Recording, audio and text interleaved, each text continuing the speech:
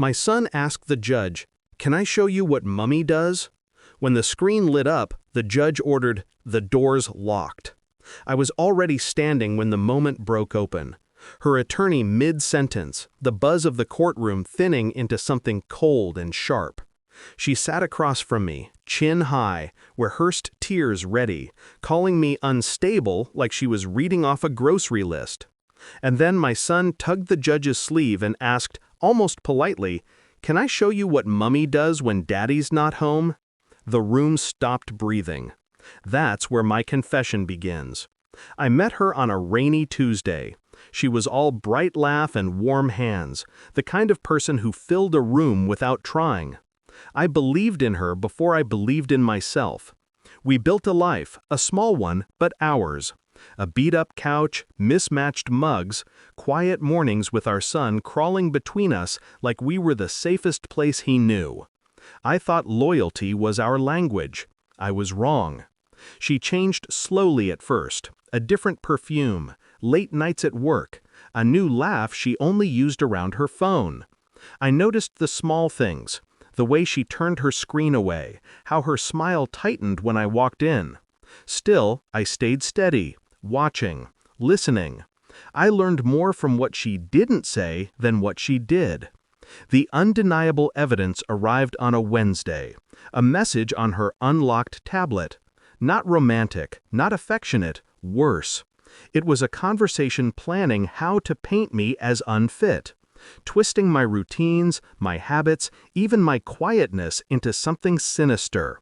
She wanted full custody. She wanted to win. I felt the heartbreak, sure, but it burned clean. Underneath it, something colder took shape. I didn't confront her, not a word, not a breath out of place. I learned her patterns, the lies she repeated, the way she rehearsed her victimhood in the mirror when she thought I was asleep. I started documenting, not revenge, truth. Dates, times, the contradictions she left like footprints. And then there were the videos. Not mine, my son's. He had recorded her during her outbursts, not violent, but vicious, shouting at shadows, blaming him for things he didn't do, convincing him to lie about me so she could prove a point.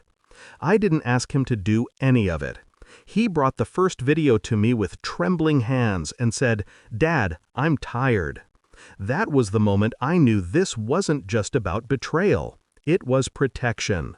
I hired the quiet type of lawyer, the one who didn't smile, but definitely didn't lose. We filed nothing explosive, everything subtle, calculated.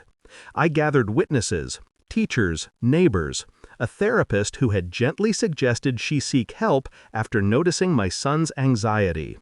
Every piece fit together, but I kept it all close, waiting, building.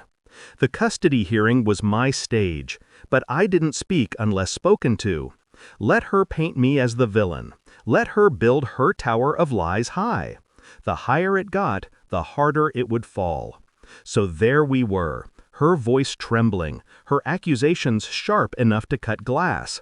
She looked so sure of herself, like justice was already written. Then my son stepped forward. "Your Honor," he said, "can I show you something?" The judge studied him, small, nervous, brave, and nodded. He held up a tablet, pressed play. Her voice filled the courtroom. Not shouting, not hitting, just cruelty. Sharp, targeted, relentless. Her telling him to lie. Her cursing me behind closed doors. Her rehearsing the story she'd planned to tell the judge. It was the quiet kind of destruction, the kind that shakes a person from the inside out. My wife's face drained. Her attorney froze. The judge raised a hand.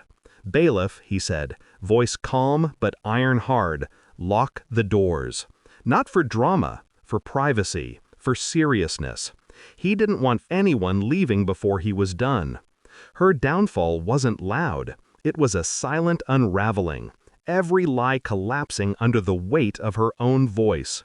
The judge didn't give her full custody. He didn't give her half. He ordered evaluations, supervision, support she had refused to seek, and time. Time for my son to feel safe again. She looked at me then, not with anger, with the stunned recognition that the truth she tried to bury had buried her instead. I didn't smile. Revenge isn't sweet, it's quiet. A breath you finally get to exhale after holding it for too long.